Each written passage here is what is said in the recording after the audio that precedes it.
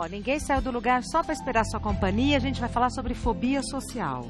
É acentuada em dezembro mesmo?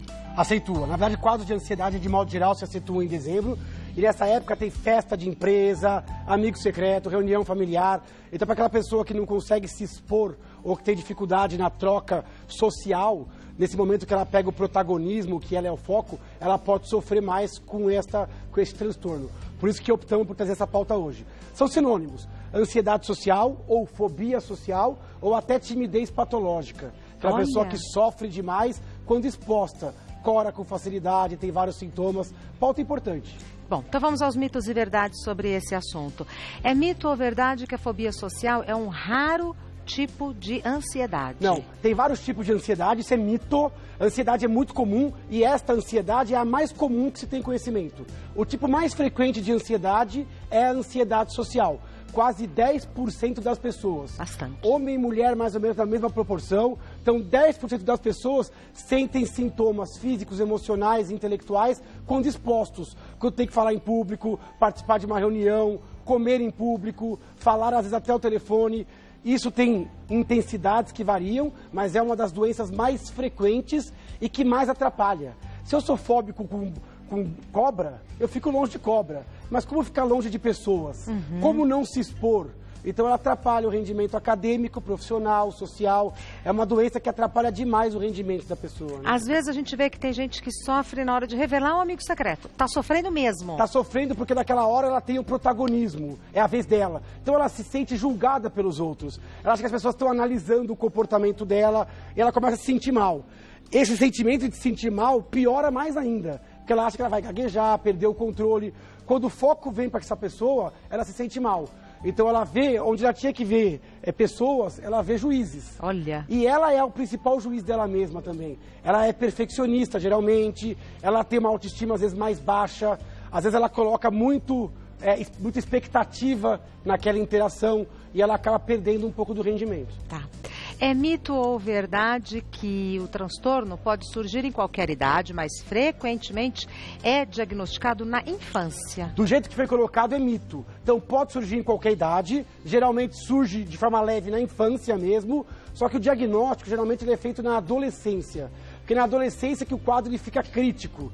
O adolescente ele começa a ter mais demanda social, ele começa a se importar mais com a opinião do outro, ele busca mais aceitação e nessa hora que o negócio desanda, porque ele não consegue às vezes falar em voz alta na frente, ele não consegue chegar num grupo que ele não conhece, e é muito difícil porque ele quer ter a individualidade dele, ao mesmo tempo ele é cobrado para ter um comportamento de grupo, de bando, bem típico da adolescência. Sofrimento. Então neste momento a timidez pode virar uma fobia social, ele pode acumular traumas, até como assédio moral, bullying, e pode ficar mais retraído. Então o diagnóstico é feito geralmente entre os 14 aos 16 anos, mas seria bacana se a gente conseguisse fazer o diagnóstico um pouco antes daquelas crianças em risco, que já são mais tímidas, que já são mais ansiosas, tem que ficar de olho.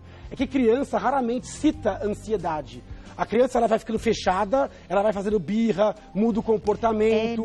Faz malcriação. Faz malcriação, não quer ir para a escola. Então, na criança, o quadro, às vezes ele passa por uma timidez mais intensa ou por alguma coisa que vai passar. É importante nesta hora já levar para ajuda. Mas muito interessante pode isso. descompensar na adolescência. Então, às vezes, um mau comportamento, entre muitas aspas, da criança, talvez seja um sofrimento, uma angústia por conta da dificuldade de interação. Pode. Oh, se você vê que a Deus. criança está se isolando ou que está muito arredia, está muito opositora, muito agressiva, às vezes é um quadro de ansiedade ou até de depressão, manifesta no comportamento.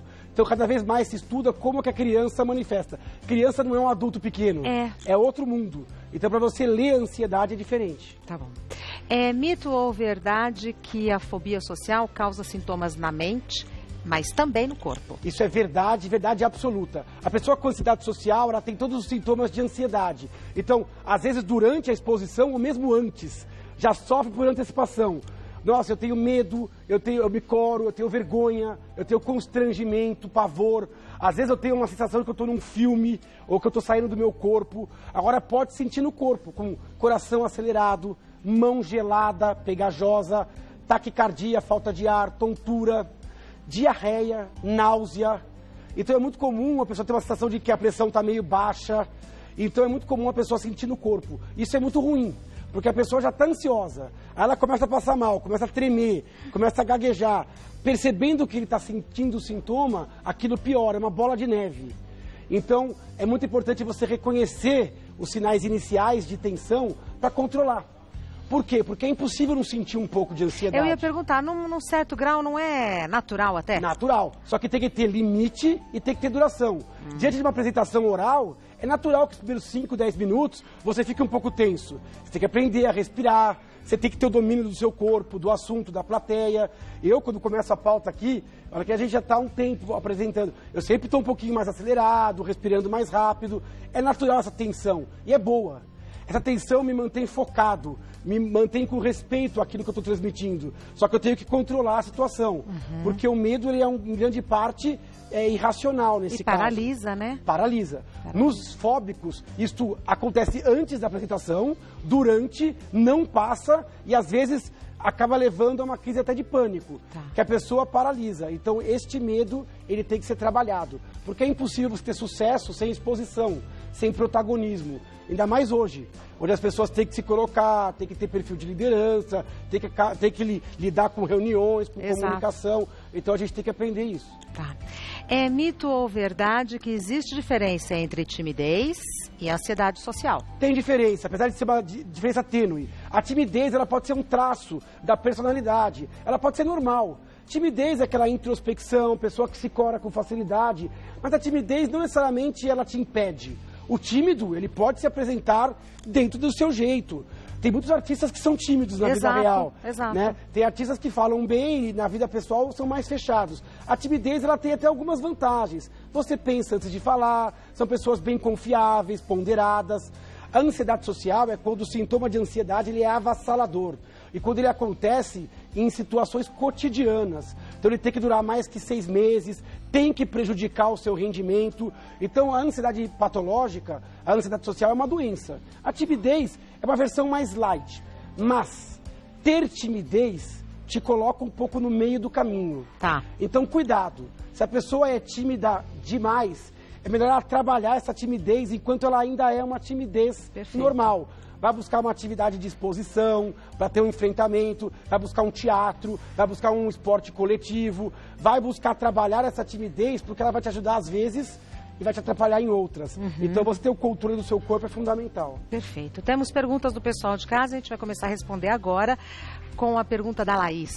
Como saber qual o limite aceitável de timidez e quando devemos buscar ajuda de um profissional? A pergunta é excelente, isso vale para qualquer doença psiquiátrica, porque todo mundo de vez em quando fica triste, fica ansioso. O problema não é esse de vez em quando, o problema é quando isso fica muito frequente, quando os inimigos ficam muito cotidianos, quando você tem ansiedade diante de algo natural. Uma coisa é eu ficar tenso num TCC, numa entrevista de emprego. Outra coisa é falar ao telefone, comer em público. Falar com o chefe. Falar com o chefe ou frequentar uma festa. Então, esse nível é muito importante. Se algum sintoma está atrapalhando o seu rendimento, ele deixou de te ajudar e te proteger e passou a atrapalhar, quer dizer, uma tensão tão grande que eu esqueço as palavras, que eu gaguejo, que me dá um branco numa prova.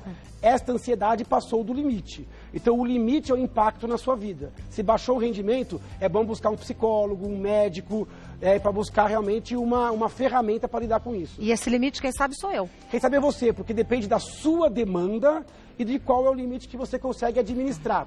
A nossa ideia não é abolir a ansiedade, nem mudar a sua personalidade. É só que você tenha ferramentas. Perfeito. Você pode continuar introspectiva, você pode falar pouco, você pode não gostar de exposição, mas você tem que conseguir levar a cabo suas tarefas para exercer o seu potencial. Então é só isso que tem que ser adequado. Tá. Mais uma pergunta enviada pela Estefânia. Minha filha adolescente morre de vergonha de falar em público. Ela fica vermelha e parece que vai desmaiar. Quais dicas você pode dar para tentar diminuir esse sofrimento em apresentações orais? Eu era assim. Queixa até a faculdade. Frequente. Sabe que um dos maiores medos do brasileiro é falar em público. 20% das pessoas, em algum momento da vida, têm dificuldade em falar em público. Por quê? Porque a pessoa, às vezes, precisa trabalhar a autoestima, às vezes ela acha que a plateia ela é muito melhor do que, na verdade, o é. Você que domina o assunto. Outra coisa, a plateia não quer derrubar você. Ela quer ter uma boa apresentação. Ela não quer te julgar. É você que está se julgando e terceirizando isso para a plateia. Então tem que adequar um pouquinho essa expectativa. Outra coisa, o foco não é você. O foco é a sua mensagem. Você é uma ferramenta para transmitir a mensagem. E tem várias formas de agir assim. Você não precisa ser um robô, você não precisa ser perfeita. Aliás, apresentadores muito perfeitinhos são chatos, chatos. Ninguém aguenta. É. As pessoas querem seres humanos, pessoas naturais, autênticas, que falem do seu jeito. Então, quando você aceita isso, fica mais fácil.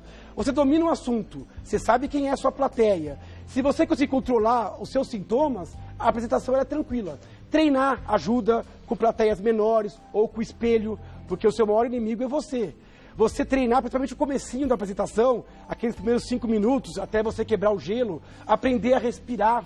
Tem cursos ótimos na internet, presenciais, de oratória para quem tem dificuldade. É muito difícil passar pela vida sem exposição. Opa! Você vai depois se sentir frustrado, achando que você conseguiu menos do que poderia. Agora a Stefânia como mãe, mais ajuda ou mais atrapalha, preocupada com a filha? Ela ajuda preocupando, agora o grau de expectativa dela também contamina um pouquinho. Às vezes a ansiedade vem de uma criação pautada na expectativa. Então ela pode ajudar compreendendo e ajudando, se colocando no lugar da filha, levando ela a profissionais capacitados a lidar com isso.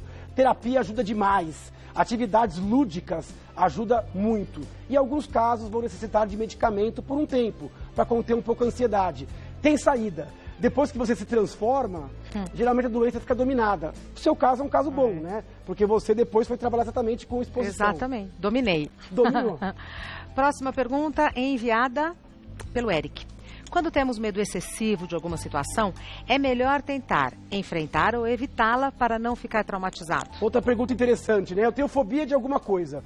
É melhor eu enfrentar esse medo, porque eu posso também passar super mal, ter uma crise de pânico e me traumatizar. Ou é melhor eu me esquivar? O corpo, naturalmente, ele tende a esquivar. Se eu enfrento, eu sofro. Se eu me esquivo, eu não sofro. Então eu aprendo a me esquivar. E aí eu vou perdendo oportunidades. Eu vou perdendo mais ainda a autoestima. Eu vou me vendo como alguém incapaz. Fica refém. Eu não consigo dirigir, eu sofro. Eu não consigo entrar no elevador, isso é meu. Eu não consigo falar em público. Então a doença te moldando, ensinando que você é incapaz.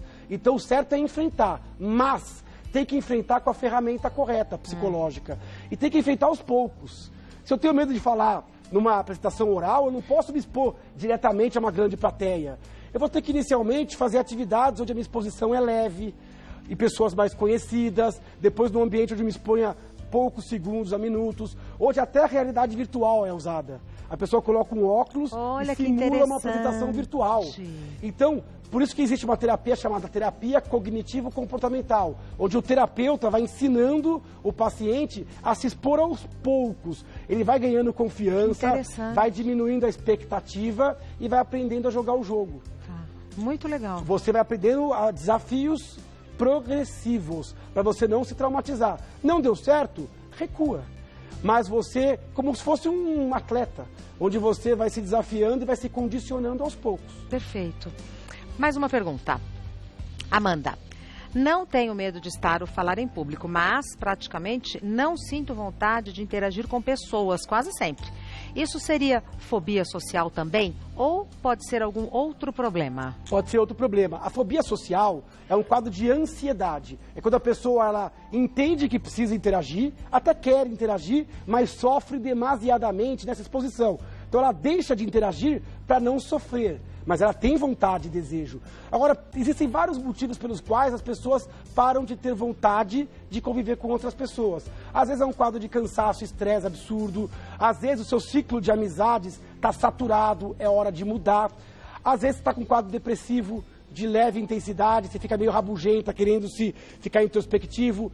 Tem formas até de autismo, que a pessoa tem uma restrição social, uma dificuldade de criar essas pontes e esses elos afetivos. Então existem várias causas para alguém não querer o contato e o convívio. Com outras pessoas. E às vezes a pessoa percebe isso, ela fala, nossa, eu tô chata, eu não tô suportando as pessoas, eu tô intolerante, às vezes eu tô amarga, eu quero ficar sozinha. O diagnóstico diferencial é muito abrangente, desde alterações hormonais até alterações psiquiátricas de outra natureza. Mas pode não ser fobia social. A fobia social, ela envolve ansiedade, timidez. vontade, mas incapacidade de enfrentar as situações. Você tocou num ponto muito importante. Às vezes o meu ciclo de amigos já está saturado. Isso, então, pode acontecer durante a vida. Eu preciso ter que mudar ou ampliar o meu círculo de amigos? Pode. A gente tem que revisar a vida inteira nossa atividade física, nosso sono e nossos papéis sociais também. Às vezes a doença ela vem sinalizar que você assumiu papéis sociais errados, que você precisa trocar. Exato. Você precisa rever o casamento, rever a relação com o filho, rever a relação com o trabalho. Mudar, porque a doença ela não só tira, ela vem te sinalizar que alguma coisa precisa ser transformada. Perfeito. De novo, mais uma pauta que a gente precisa falar mais. É pauta para não é para pauta para muitos encontros. Mas foi bom levantar esse assunto numa hora como essa. Sem dúvida. O Dr. Leandro Teles é médico neurologista. O site do Dr. Leandro é leandroteles.com.br, sem nenhuma letra dobrada. leandroteles.com.br. Instagram @neuroleandroteles. Segura aqui para mim. Eu vou mostrar os 2 livros do Dr. Leandro. Onde a gente acha os livros, Dr. Leandro? Esses livros das boas livrarias. Isso. E pela internet. Hoje em dia, com essa crise de livrarias, está tão difícil a distribuição. Mas na internet, pelo buscador, ou pelo meu site, ou pelo nome do livro, você consegue com facilidade adquirir os livros. Perfeito. Desculpa a folga. Não, é um prazer. Que é isso. Muito obrigada, boa semana. Até segunda Isso que não é vem. folga, é intimidade. A gente Boa, já tá intimidade saudável. saudável. Muito obrigada, doutor.